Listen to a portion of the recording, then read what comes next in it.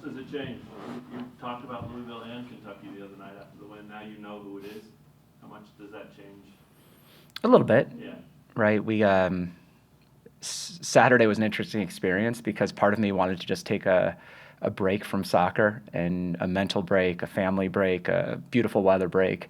But then the team that we were going to play next was facing off on TV, and so managed to actually not be around the TV for parts of it, but by the end of it, my whole family was locked in watching PKs. Either team we were going to play is very good. Don't think there was a right answer on who we wanted to play. If you can answer not really excited to play either, would probably been fair. But that's how it goes this time of year. So now that we know that it's Louisville, we could refine our game prep. We can really get into the scout. We can talk about any game planning that needs to take place. So it becomes more real for sure. Anything else? Obviously you're already familiar with Louisville, but anything else you've learned about them that's maybe surprised you, or that has particularly stood out in the last few days? I was pretty familiar with Louisville as a program for the last however many 5-10 years. Even back to my days at Cincinnati and Miami, we played Louisville during those stretches, and Karen was the coach. I think I mentioned it before. This year, from the beginning, they looked different, substantially different, felt different shape, different identity. I'd say probably an extra level of I don't know if buy-in would be the word I use, but like you could tell right away when I saw them play that this is a real team. I think the first match I watched them play this year was against Florida State. Pretty shortly after we had played them, you start cheering for the teams that you played and all the RPI stuff. And Louisville very much went toe to toe with Florida State, and that was a close game that Louisville was knocking on the door towards the end to try to tie it up. So that one was like, huh. And so it probably brought me back to watch some of their other games, and they dismantled some teams in the non-conference. They were dropping goals left and right, but I think what's even more impressive is just the run they made through the ACC. And so I think the only games they lost were against like top 5 teams in the country. They were able to beat the Virginia Techs and I believe the Clemsons of the world, and so it's a very good team. They're good in possession, but they don't just do it for possession's sake. That they have the team working very, very hard. They've got a lot of athleticism. It's a very good team. It's not back-to-back nights or anything crazy, but is there any advantage to knowing that they had to go extended time to get through round one, or is that not just too far apart? Honestly, I think at this time of year you find a way to get to refill the tank. So even when we went Monday, Wednesday in the Big 12 tournament, which we hadn't had to do all year, I'm sure the players were tired, but I don't know if you would have been able to tell that evening. When the stakes rise, you kind of find a way. So if given the choice in an absolute vacuum, people would probably take the extra rest, but I don't really think it provides much of an advantage. You've talked about the way you guys changed shape and how it's helped you.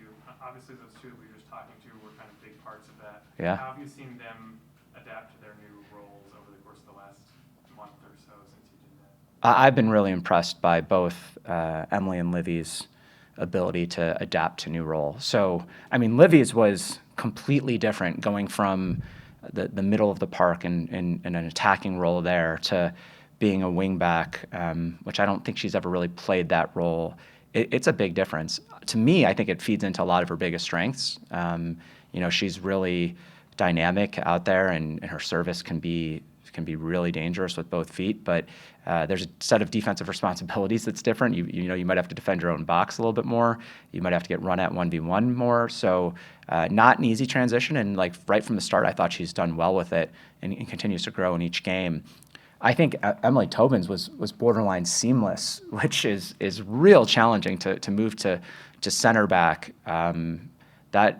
That position in our system and with our coaching is pretty demanding and has probably thrown a lot of people through some growing pains. I think Emily's growing pains probably took place more last year or the beginning of this year, and all the work that she did to even be successful at wingback and all the video and all the conversations of how everything works within our system probably allowed her to understand, okay, well, it's not that much of a difference, even though most people would feel that it is. But honestly, from day one, I think maybe Iowa State was the first time we did that. We were sitting there on the bench and being like, man, she looks like she's been doing this forever. And I thought she was, very, very, very solid throughout the Big 12 tournament. So impressed with both of them for sure. What do you think about just the format of the tournament, that you have this first one at home, and now these next two are going to be in Durham no matter what, as opposed to maybe having the first two at home and then whatever happens next happens? As a 3 seed, it would be nice, having another one at home. I think if you're a different seed, you're like, it's fine. No, I know there's been talk, and they've shifted it around through different years of who gets home when, and is it a 1-game weekend or is it a 2-game weekend? I'm not just saying this. I'm right now, I'm pretty happy just to be playing. And whether it's at Rock Chalk or whether it's in Durham or whether it's wherever, we'd be pretty happy playing.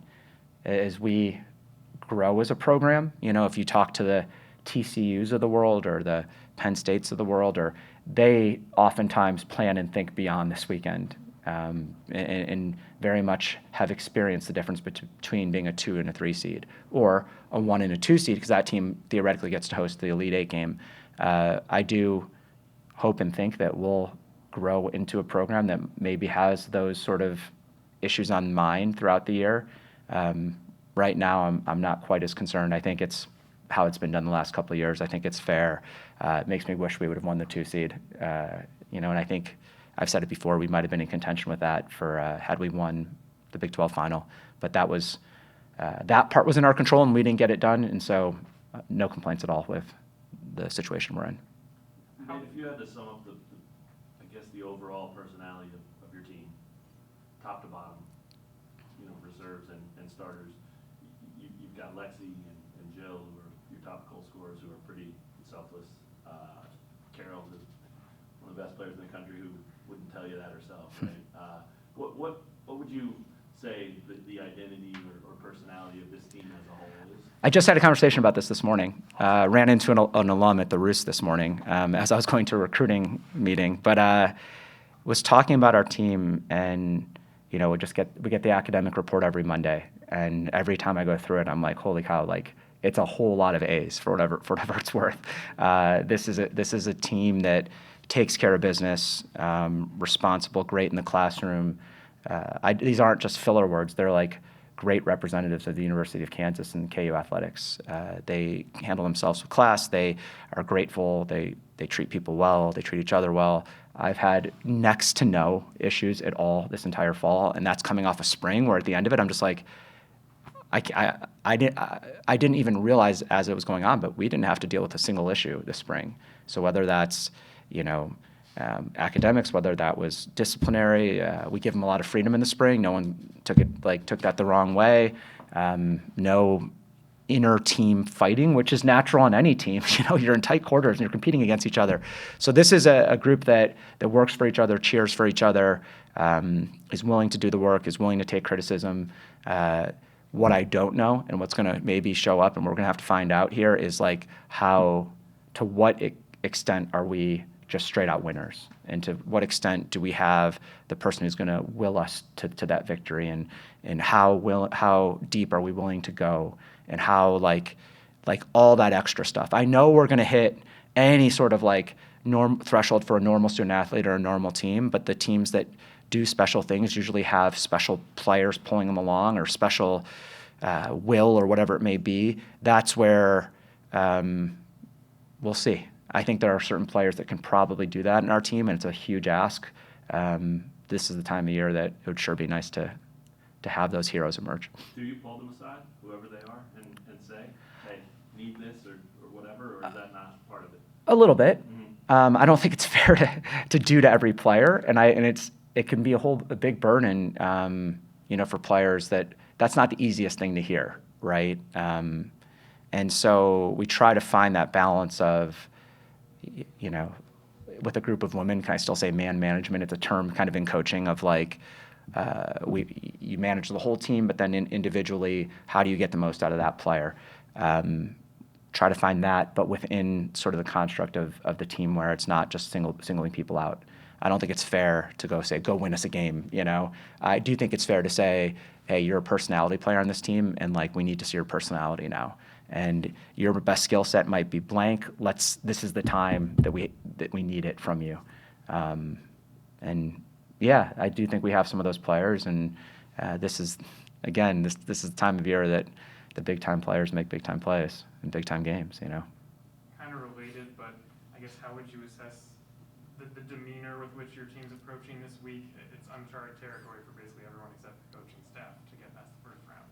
Yeah, it's business as usual, but there's a little bit of a shuffling of the deck where even just playing on a Friday, it was a little bit like disorienting being off on a Saturday, and then we actually trained Sunday, which we never do. Today is usually our off day, but we're actually going to train because tomorrow's going to end up being a travel day. And, you know, all that is being done in real time because it depends on when your flights are. And if we could, we would train out in Durham tomorrow, but that's not going to be an option. And so we changed some things around. Again, this is where I have a lot of confidence in this group is like we can move training from Sunday to Monday. They're going to be fine. They're going to perform today, and they're not going to use it as an excuse for Thursday. What I do think is just different is people have to maybe shuffle around academic stuff, which matters to them. One of the decisions we had to make was I already said it to most of this group is like I don't think we played our best or near our best on Friday, and we as a coaching staff had to make a decision. Just write it off. We won. It was a different kind of game. Let's just let it go, or address it and talk about what we need to do better in order to win our next game. And we went that route, the latter route. And so on Saturday before training, we essentially sat down with 20 clips of like, hey, this is stuff that we need to get better. This is stuff we'll get punished if we don't. And I think the team took it the right way, but you never quite know as a coach. And so we're getting close to uncharted territory too. Like this it's not like it's not like our coaching staff is going on back-to-back national championships or anything too. Like we're working to try to break through our respective ceilings, and the cool thing is we get to do it together. Coach, have you looked forward to Sunday even, to Duke or possibly even UCF at all? I mean, I know when the game is. Here's a real life example is like my wife really wants to come out to Durham and figure it out. We happen to have 3 kids. I don't think she's going to be able to make it on Thursday. So then she's deciding, does she try to come out Sunday? And so these things exist, right? We have to figure out how we get home. In order to do that, like it's Bernie's job to have options, and that option might be on Friday, and that option might be on Monday, or now they just changed our Sunday game. If we play it to earlier in the day, maybe we get out after. These are conversations that have to take place, right? For people to do their job. In the end, a lot of those decisions, like even though everyone else is doing the work, I have to make the final decision. So I know about Sunday. I don't think much of our brain space is going there. If we're fortunate enough to play there, gosh, we're going to be happy. We're going to be ready. We're going to have the energy to attack whoever we play. We're very much focused on the Thursday night match. I guess for either of you, how does it feel to have that first postseason win under your belt and to get the chance to play longer than either of you has before? I mean, I'm super excited. I know the team is super excited, and I know we just feel like an immense amount of gratitude to be in this position. Going off of that, like not many teams make it this far, so we're taking it step by step, day by day. Livvy, can you sum up just the experience here so far this year? You've had a pretty big impact. You've had some incredible moments, and you're still playing. So Yeah. I wonder, has it been exactly what you hoped for, or maybe more? Yeah, for sure. I think more is honestly the right way to put it. Like, I keep going back to gratitude, but to think about a year ago when I was in the position in the portal, like looking where I was going to go, to end up at Kansas, and like it was everything I wanted and more. And then this season, just being with this group of girls has been incredible.